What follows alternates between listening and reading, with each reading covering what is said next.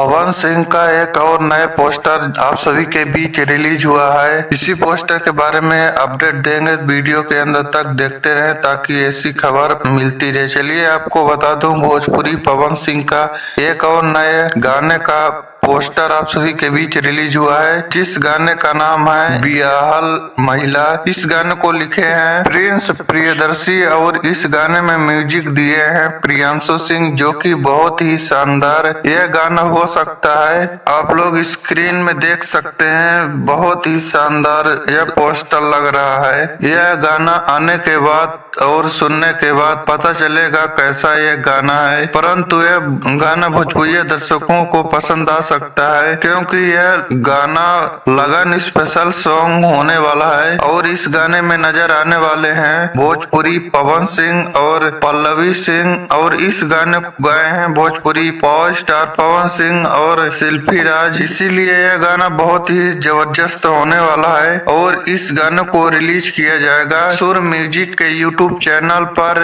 1-2 दिन के अंदर में सुर म्यूजिक के यूट्यूब चैनल पर जाकर सुनिएगा, बहुत ही जबरदस्त हो सकता है यह सॉन्ग। और दोस्तों, यह वीडियो कैसा लगा कमेंट करके जरूर बताएं और वीडियो पसंद आए तो लाइक और चैनल को सब्सक्राइब करते रहें। धन्यवाद, थैंक यू।